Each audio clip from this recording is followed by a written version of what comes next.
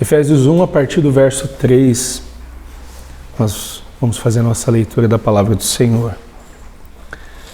Bendito seja o Deus e Pai de nosso Senhor Jesus Cristo, que nos abençoou com todas as bênçãos espirituais nas regiões celestiais em Cristo, porque Deus nos escolheu nele antes da criação do mundo, para sermos santos e irrepreensíveis em sua presença. Em amor nos predestinou para sermos adotados como filhos, por meio de Jesus Cristo, conforme o bom propósito da sua vontade, para o louvor da sua gloriosa graça, a qual nos deu gratuitamente no amado. Nele temos a redenção por meio do seu sangue, o perdão dos pecados, de acordo com as riquezas da graça de Deus, a qual ele derramou sobre nós com toda a sabedoria e entendimento, e nos revelou o mistério da sua vontade de acordo com o seu bom propósito que ele estabeleceu em Cristo, isto é, de fazer convergir em Cristo todas as coisas celestiais ou terrenas, na dispensação da plenitude dos tempos. Nele fomos também escolhidos, tendo sido predestinados conforme o plano daquele que faz todas as coisas segundo o propósito da sua vontade, a fim de que nós, os que primeiro esperamos em Cristo, sejamos para o louvor da sua glória. Quando vocês ouviram e creram na palavra da verdade, o evangelho que os salvou, vocês foram selados em Cristo com o Espírito Santo da promessa, que é a garantia da nossa herança, até a redenção daqueles que pertencem a Deus, para o louvor da sua glória. Deus e Pai de nosso Senhor Jesus Cristo, nós estamos, Senhor, diante da Tua palavra. Ó Deus, estamos diante do Teu evangelho. Abre, Senhor, o nosso coração, os nossos ouvidos, o nosso entendimento. Nos dê, Senhor, espírito de sabedoria e revelação para entendermos, ó Deus, a Tua palavra, para que a Tua palavra possa frutificar em nossa vida e nós venhamos a dar frutos para a Tua glória e para o Teu louvor. Essa é a nossa oração em nome de Jesus. Amém. Então, na semana passada eu comecei essa mensagem, eu não consegui terminar, e hoje a minha ideia é nós terminarmos, até o versículo 12, a respeito da obra do Filho. Essa passagem, desde o verso 3 até o verso 14, nós temos nela a obra da bendita Trindade, um louvor à bendita Trindade. Então nós temos a obra do Pai, que é a eleição antes da fundação do mundo daqueles que seriam salvos. É algo que acontece sem nenhum tipo de cooperação humana, sem nenhum tipo de obras. Deus faz essa escolha lá na eternidade, antes mesmo de nós fazermos qualquer coisa boa ou má. Na semana passada nós vimos que essa eleição do Pai, ela só é possível por causa da redenção do Filho. Então, se Jesus Cristo, o Filho de Deus, não viesse ao nosso mundo e não morresse em nosso lugar, por causa dos nossos pecados, a eleição do Pai não seria possível. Então, a obra da redenção é uma obra em comunhão do Pai com o Filho, e na semana que vem nós veremos que o Espírito Santo também trabalha nessa obra redentora. Então, a Trindade bendita, ela trabalha para salvar aqueles que foram eleitos por Deus antes da fundação do mundo. Pecado, meus irmãos, ele nos tornou culpados. Foi o que nós vimos semana passada. Nós somos culpados por causa do pecado. Nós sentimos culpa por causa do pecado. Mas não apenas isso. O pecado também nos tornou ignorantes da vontade de Deus. E por causa disso nós tentamos ser aceitos por Deus com base no nosso desempenho, no nosso esforço, seja no desempenho religioso, seja no desempenho no trabalho, seja no desempenho como um pai, como uma mãe, como um marido, como uma esposa. Nós tentamos, por causa do pecado, ser aceitos com base no nosso desempenho. E nós acabamos vivendo muitas vezes sem saber o propósito para o qual nós fomos criados. E a grande ideia desse sermão é a obra do Filho. Ela traz plena redenção, revelação para vivermos para a glória de Deus. Falando um pouquinho ainda sobre redenção, é muito interessante, é muito importante nós pensarmos, né, que em Cristo nós somos libertos da culpa, do pecado, das acusações. Romanos capítulo 5, verso 1, Paulo vai dizer que nenhuma condenação há para aqueles que estão em Cristo Jesus. Não há mais nenhuma condenação. O problema, meus irmãos, uma das maiores dificuldades que nós temos é lidar com a autocondenação. Ou seja, nós sabemos que fomos perdoados por Deus, nós confessamos o nosso pecado ao Senhor Jesus Cristo e nós confiamos que Ele derrama o seu sangue para cobrir todos os nossos pecados. Mas muitas vezes, por causa da nossa natureza caída, nós temos dificuldade de nos perdoar. Nós continuamente fazemos aquilo que chamamos de autocondenação. Mas, meus irmãos, Cristo já pagou o nosso pecado, Ele já pagou a nossa dívida. Nele nós temos redenção completa, redenção total. E quando nós continuamos nos autocondenando, mesmo após ter confessado o nosso pecado, mesmo após ter abandonado o nosso pecado, é como se nós disséssemos para Deus: Senhor, Tu és mentiroso e a Tua palavra não vale de nada. Todas as vezes que nós nos autocondenamos, mesmo sabendo de tudo aquilo que a Escritura revela a respeito do perdão, da graça e da libertação da culpa, e nós continuamos ainda nos autocondenando, nós estamos chamando Deus de mentiroso, mesmo que a gente não fale isso com os nossos lábios. Todas as vezes que nós continuamos nos autocondenando naquilo que Deus já nos perdoou, é como se nós disséssemos que a obra de Jesus Cristo em nosso lugar não tem valor nenhum, não serve para nada. Meus irmãos, o Evangelho nos chama a confiar. Nós somos chamados a confiar em Cristo e nada mais. O apóstolo Paulo vai na verdade, citar o profeta Isaías, dizendo que todo aquele que confia em Jesus não será envergonhado, não será abalado. E quando o apóstolo Paulo fala isso, ele não está dizendo de algo que nós seremos envergonhados nesse mundo. Ele está dizendo que nós, aqueles que confiamos em Cristo, no perdão que Cristo nos dá, na libertação que Cristo traz, no último dia, nós poderemos estar diante do trono do Senhor e nós não precisaremos ter medo, porque nós seremos absolvidos, porque nós seremos declarados justos pela fé em Cristo Jesus. Nós devemos confiar naquilo que Deus disse. E nós devemos descansar na redenção que Jesus conquistou para nós. Algo que nós precisamos pensar também é como que nós devemos lidar com aqueles que pecam contra nós. Como que, uma vez que eu fui liberto da culpa, liberto do pecado, eu fui plenamente perdoado, como que eu devo lidar com aqueles que pecam contra mim? Seja no meu particular, seja na coletividade da igreja.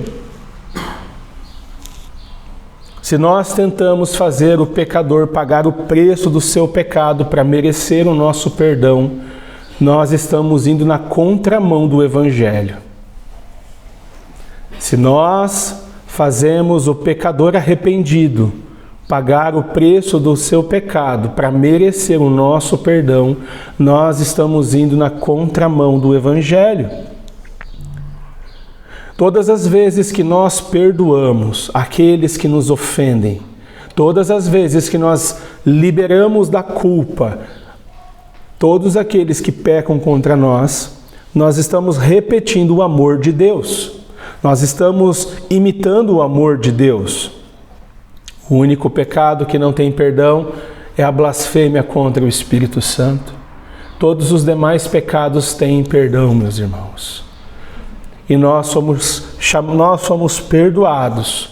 O nosso relacionamento com Deus é restaurado mediante a morte e ressurreição de Jesus Cristo, mediante a nossa fé em Jesus Cristo, para que os nossos relacionamentos também sejam restaurados.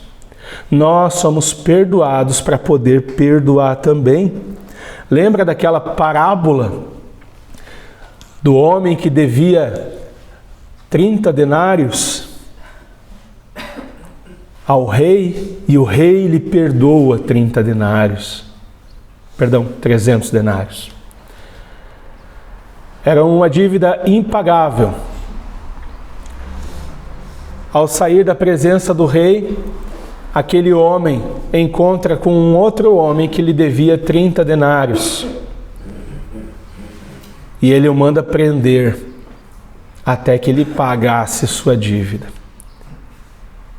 E o rei então vai ficar furioso, porque ele vai dizer: você teve um pecado, uma dívida tão grande perdoada, por que você não perdoou uma dívida tão pequena? Nós somos chamados, meus irmãos, a perdoar. Nós devemos perdoar. Não porque a pessoa merece o perdão, mas porque nós fomos perdoados também. O pecado, como eu falei antes, nos tornou ignorantes a respeito da vontade de Deus. Em Efésios 2:3 fica muito claro que nós deixamos de ser amigos de Deus e nós nos tornamos inimigos de Deus. O pecado nos afastou de Deus.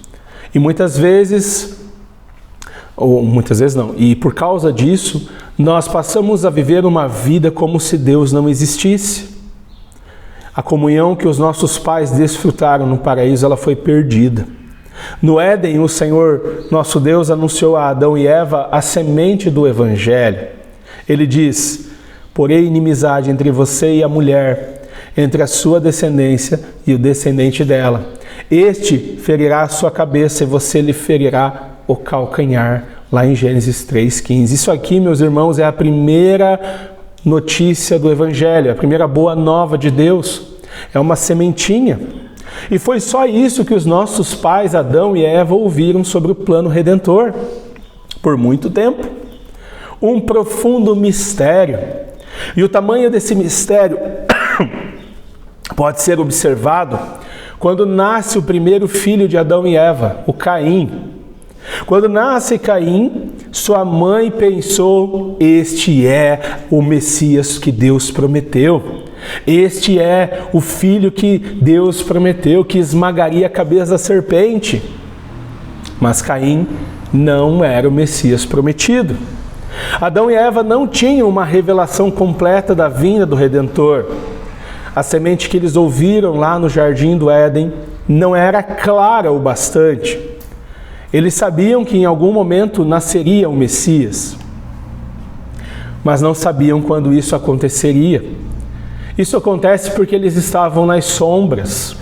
A revelação de Deus permanecia um grande mistério. Deixa eu ilustrar um pouco o que eu quero dizer. Eu não sei se você gosta de quebra-cabeças, mas digamos que eu colocasse uma mesa aqui e um quebra-cabeças de 5.000 peças. Você já montou um quebra-cabeças de 5.000 peças? Alguém já montou? E de 1.000 peças, alguém já montou? Digamos que eu colocasse um de 5.000 peças, um grau de dificuldade absurdo, e eu deixasse que todos nós fôssemos montar esse quebra-cabeça. Só com um detalhe: nós não teríamos a tampa da caixa para saber que imagem é a imagem final. Será que a gente conseguiria montar esse quebra-cabeça sem saber qual imagem? Bem provável que seria uma tarefa impossível. Sem uma imagem clara, nós não temos a ideia do que nós estamos tentando montar, porque algumas peças a gente conseguiria montar. A gente tem alguma noção juntando ali, mas a imagem completa seria um mistério para nós também. nós precisamos da imagem completa para poder montar um quebra-cabeça. E foi exatamente assim que Deus conduziu a história da redenção. Ele não revelou o seu plano de uma vez lá no Éden. A revelação de Deus, ela é progressiva, ela é histórica, ela é orgânica e ela vai se desenvolvendo conforme o tempo vai passando. No Éden, Deus dá a primeira revelação aos nossos pais. Antes e durante o Antigo Testamento, Deus revela algumas porções da sua vontade e do plano redentor. Então nós vamos ter no Antigo Testamento a semente do Evangelho no Jardim do Éden, nós vamos ter a Páscoa, nós vamos ter os sacrifícios, nós vamos ter os sacerdotes, nós vamos ter os profetas e nós vamos ter os reis. E todas essas coisas são peças do grande quebra-cabeça que revelam a vontade de Deus. Nenhuma promessa, profecia ou tipo sozinha podem revelar a vontade de Deus de forma completa. Elas eram sombras daquilo que um dia Deus revelaria. Mas como conhecer a vontade de Deus? Como descobrir o plano de Deus para nós? Quando nós teremos então a imagem completa do quebra-cabeças de Deus para entender de uma vez por todas a sua vontade? Bom, a segunda verdade presente no texto de hoje é que a obra do Filho, ela traz a revelação. A obra de Jesus Cristo, ela traz revelação. Em primeiro lugar, nós vimos que ela traz redenção.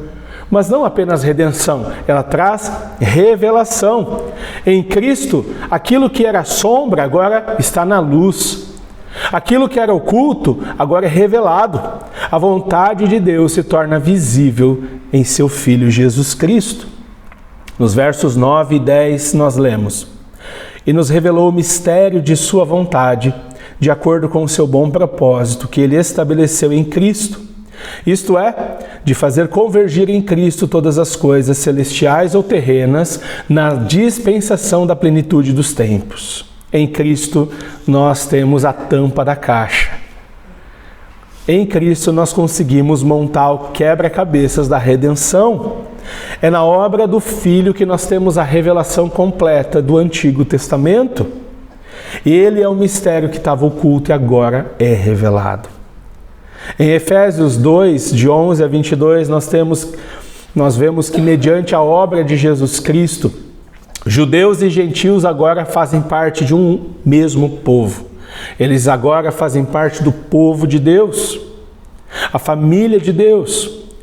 Em Efésios 3, se você quiser acompanhar comigo, verso 4 em diante, o apóstolo Paulo diz: Ao lerem isso, vocês poderão entender a minha compreensão do mistério de Cristo. Esse mistério não foi dado a conhecer aos homens de outras gerações, mas agora foi revelado pelo Espírito Santo, pelo Espírito aos santos apóstolos e profetas de Deus, significando que mediante o Evangelho, os gentios são co-herdeiros com Israel, membros do mesmo corpo e coparticipantes da promessa em Jesus Cristo. Em Cristo, nós recebemos a revelação de como Deus salva pecadores, judeus e gentios, e os une agora na mesma família, a família de Deus. Em Jesus Cristo, nós temos a revelação de como pecadores podem se tornar filhos e filhas de Deus.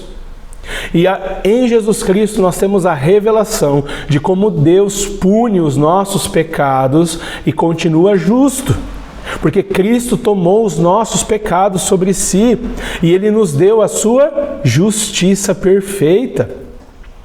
E não apenas isso, pela fé nele nós somos agora declarados inocentes. Cristo tomou sobre si os nossos pecados e nos deu a sua justiça. Ele se tornou culpado para que nós fôssemos declarados justos diante de Deus. E isso, meus irmãos, aconteceu de acordo com o bom propósito de Deus. Ou seja, Deus não foi obrigado a revelar a sua vontade, pelo contrário, Ele revela e executa a sua vontade com alegria.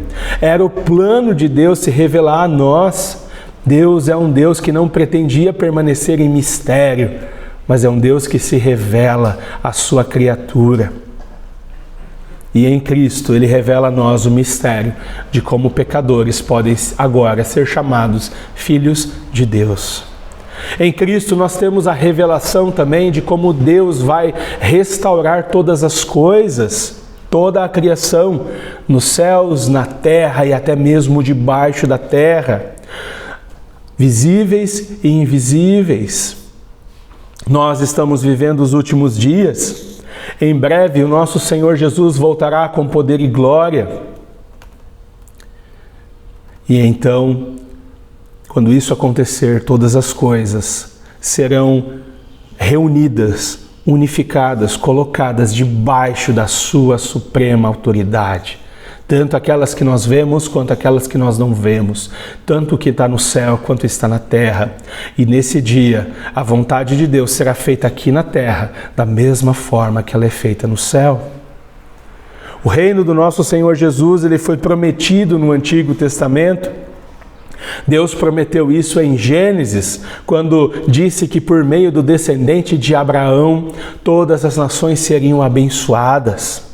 O Senhor também prometeu no Antigo Testamento a Davi que o seu descendente reinaria para sempre. E os profetas falaram sobre a chegada desse dia, o dia da vinda do Senhor. E quando nós chegamos aos Evangelhos, nós vemos Jesus sendo mostrado a nós, revelado a nós como o Rei dos Reis, o Senhor dos Senhores. O Rei que sentaria no trono de Davi, o Rei que recebe em sua morte uma coroa de espinhos, é verdade. O Rei que na sua cruz recebe uma identificação, Jesus de Nazaré, Rei dos Judeus. O nosso Rei morreu, mas ao terceiro dia ele ressuscitou e agora ele está assentado à direita de Deus o Pai. Mas antes de subir, o nosso Rei, ele prometeu voltar. E agora nós aguardamos ansiosamente a sua volta, nós aguardamos o dia em que o Senhor Jesus voltará com poder e glória. Nós aguardamos a chegada da era messiânica. E quando isso acontecer, todas as coisas estarão debaixo do seu domínio. Ele reinará na terra da mesma forma que reina hoje no céu. E não apenas isso, mas ele trará restauração a toda a criação. O comentarista vai dizer que devido ao pecado, vieram ao mundo a desordem e desintegração intermináveis. Mas ao final, todas as coisas serão restauradas à sua função original e à sua unidade pelo fato de terem sido trazidas à obediência a Cristo. Ou seja, quando Cristo voltar, toda a criação estará obedecendo a Cristo. Todos. Hoje Cristo reina, sim, sobre todas as coisas, mas o seu governo não é visível. É verdade que todas as coisas já estão debaixo do seu domínio, da sua autoridade, mas quando nós olhamos para as nações, nós encontramos reis, governantes, presidentes, que não se sujeitam ao governo do Messias. E também nós temos ainda Satanás, o príncipe deste mundo. Hoje Cristo se torna rei de todo aquele que o recebe como Senhor e Salvador. Mas ainda assim, ele é ignorado por muita gente. O fato de Cristo já ser o rei não impede que Satanás e seus demônios lutem contra aqueles que já foram redimidos pelo sangue do Cordeiro. Assim como toda a criação, nós também aguardamos a volta de Jesus. Nós aguardamos, porque quando Jesus voltar, ele será de fato e de direito o Rei Supremo sobre toda a terra, céus e coisas visíveis e invisíveis. Se o pecado nos cegou para a vontade de Deus, em Cristo os nossos olhos são abertos. E nele podemos ver como Deus vai restaurar todas as coisas na plenitude dos tempos. Mas a convergência de todas as coisas a Cristo, a vinda de todas as coisas a Cristo já começa nessa era presente. E é uma heresia, meus irmãos, nós dividirmos a vida entre o que é sagrado e o que é o secular. Muitas vezes nós fazemos essa divisão. O nosso trabalho, ele é secular, ele é do mundo. O culto, ele é sagrado, porque é de Deus. Mas nós não vemos essa separação nas Escrituras. O nosso trabalho, ele também é feito para a glória de Deus. Da mesma forma que o nosso culto. O nosso trabalho, ele é uma forma de prestarmos culto a Deus. Com o nosso trabalho, nós honramos a Deus.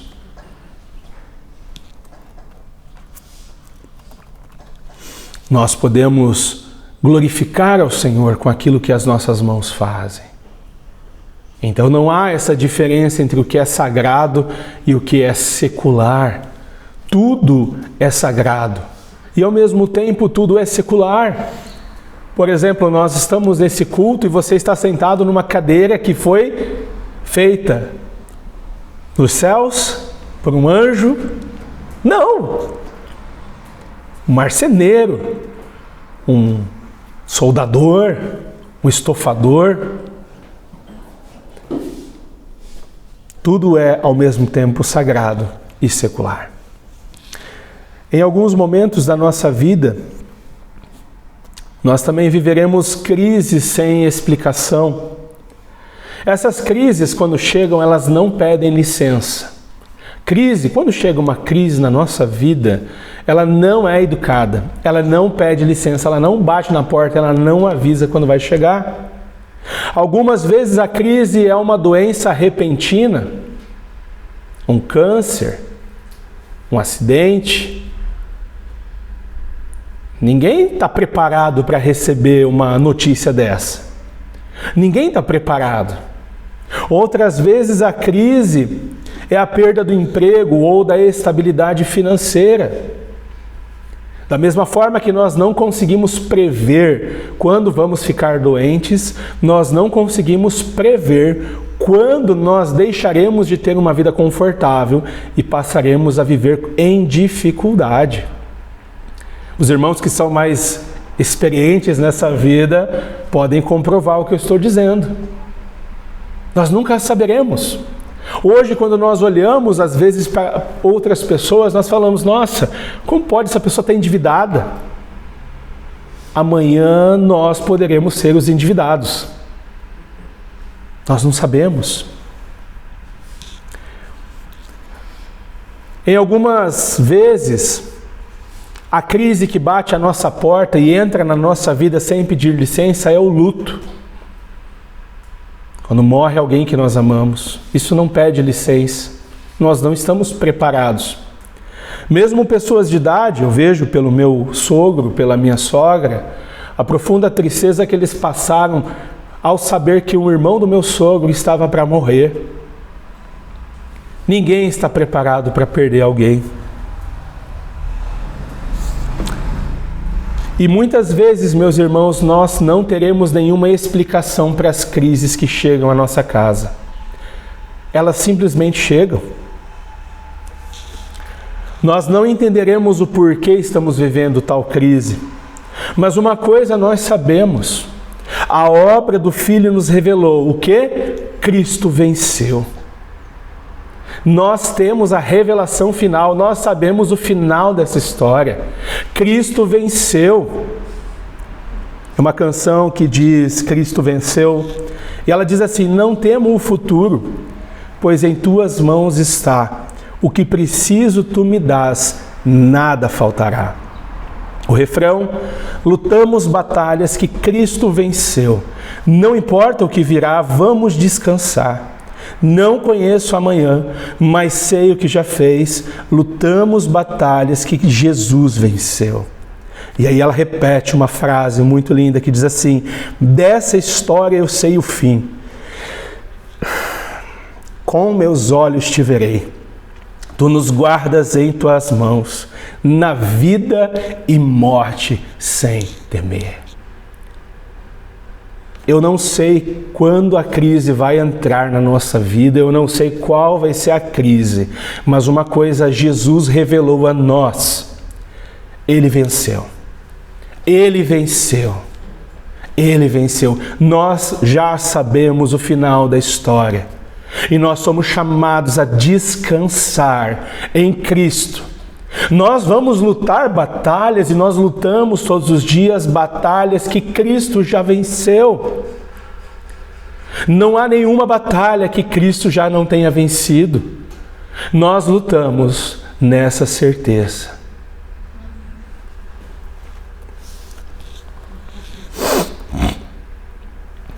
Por fim, a obra do Filho nos conduz para viver uma vida para a glória de Deus. O fato de nascermos cegos em relação a Deus e sua vontade nos leva a viver muitas vezes para satisfazer os desejos do nosso coração. Ou seja, não conhecer a vontade de Deus para nossas vidas nos faz viver uma vida em busca de glória pessoal. Então nós passamos a buscar o louvor e as palmas para aquilo que nós fazemos. De modo que tudo o que fazemos é para receber os aplausos e a aprovação daqueles que nos rodeiam. Então nós trabalhamos duro, com esmero, nós cumprimos as nossas obrigações a fim de sermos reconhecidos como bons funcionários. Nós queremos o reconhecimento. E em nossas mãos até mesmo a religião se torna uma escada para subirmos e ficarmos em cima de um palco onde Deus vai olhar para a nossa vida de fé e vai dizer assim: nossa, como você fez tudo certinho, parabéns, olha, nossa, você fez tudo certinho. Meus irmãos, mas será que foi para isso que Deus nos criou? Será que o trabalho, a família e a religião são apenas um farol para iluminar o ser maravilhoso que nós somos? A terceira verdade nesse texto nos revela que a obra do Filho nos conduz a uma vida para a glória de Deus. Em Cristo nós descobrimos o propósito para o qual nós fomos criados: viver para a glória de Deus. Versos 11 e 12, a palavra de Deus diz assim: nele fomos também escolhidos, tendo sido predestinados conforme o plano daquele que faz todas as coisas, segundo o propósito da sua vontade, a fim de que nós, os que primeiro esperamos em Cristo, sejamos para o louvor da sua glória. O apóstolo Paulo traz novamente a nós a doutrina da eleição, ou seja, ele deixa bem claro que Deus nos escolheu nele, ele nos fez sua herança. Ele nos escolheu antes da fundação do mundo, e por meio da redenção executada pelo Filho, todo aquele que crer em Jesus Cristo agora é adotado na família de Deus e se torna herança do Senhor, se torna povo do Senhor. Nós somos herança de Deus, povo de Deus. E se tornar herança de Deus, povo de Deus, não é algo que acontece porque nós fizemos alguma coisa, porque nós fizemos por merecer, porque os nossos méritos cumpriram os requisitos. Ser herança de Deus, ser povo de Deus é algo que vem do próprio Deus, é o próprio Deus que elege. A eleição e a redenção acontecem de acordo com a vontade de Deus. E acontecem para a glória de Deus, para que Deus seja glorificado. Aqueles que são unidos a Cristo, judeus e gentios, agora passam a viver para a glória de Deus. A obra do Filho nos conduz a isso, a viver uma vida para a glória de Deus. Nos conduz a trabalhar na profissão que nós escolhemos, não apenas para a nossa promoção e crescimento profissional, mas, em primeiro lugar, para a glória de Deus, para glorificar a Deus com um bom trabalho. Conhecer a obra do Filho nos leva a fazer de tudo para ser um excelente funcionário. Porque o nosso trabalho, ele se torna um farol que ilumina a pessoa de Cristo. A obra de Cristo também nos conduz a viver o discipulado para a glória de Deus, ou seja, a religião pura é aquela que glorifica a Deus, é aquela que é feita para a glória de Deus. As nossas bocas então cantam, elas falam as verdades de Deus, a palavra de Deus que está em nosso coração. A nossa fé e o nosso amor por Cristo se tornam visíveis quando nós abençoamos nossos inimigos. E aqui temos a segunda vez que Paulo repete o refrão para o louvor da sua glória. Esse é o refrão que ele vai repetir mais uma vez nos versos 13 e 14. A causa da nossa salvação é a glória de Deus. A causa da minha e da sua salvação é a glória de Deus. Sendo assim, devemos nos tornar ilustrações da glória de Deus. Nós somos aqueles que Deus derramou sua misericórdia. Vamos pensar num farol construído sobre uma grande rocha beira-mar. E ele permanece firme durante as tempestades, lançando a sua luz na escuridão para orientar os navegantes e evitar que eles batam o barco nos recifes, nas rochas. Ninguém elogia o farol porque ele chama a atenção para si mesmo. O propósito do farol é apontar para o caminho para quem está perdido. Da mesma forma, Deus nos redimiu em Cristo, não para vivermos nossa própria glória, mas para que toda a nossa vida aponte para Ele. Somos chamados a refletir a glória de Deus no mundo mergulhado em trevas. É exatamente isso que Paulo está dizendo quando diz que nós fomos escolhidos para o louvor da sua glória. Seus olhos já foram abertos? O quão abertos os seus olhos estão? Será que nós conseguimos contemplar a obra da redenção do Filho de Deus? Precisamos avaliar, meus irmãos, a forma como nós vivemos nesse mundo, pois os nossos atos revelam a nossa fé e as nossas obras glorificam a Deus ou a nós mesmos. Nós vimos que é uma heresia dividir a nossa vida entre sagrado e secular. Todas as áreas da nossa vida estão conectadas. Quando fazemos um bom trabalho, Deus é glorificado. Quando fazemos um bom trabalho, as pessoas sabem que somos seguidores de Jesus e elas passam a perceber Jesus em nossas palavras, em nossas ações, e elas dão muitas vezes glória a Deus por nossas vidas. Alguém já olhou para você e falou assim: nossa, graças a Deus que você veio hoje. Graças a Deus. Eu precisava que você viesse hoje. Quando o nosso trabalho é feito para a glória de Deus, pessoas que não creem em Deus dão glória a Deus. Nós podemos ver também que até mesmo o sofrimento pode ser vivido para a glória de Deus. Nós podemos glorificar a Deus no meio do sofrimento. Nós podemos testemunhar de Jesus Cristo no meio do sofrimento. Mas, infelizmente, na maioria das vezes que nós sofremos, a nossa tendência é reclamar do sofrimento, é murmurar contra Deus.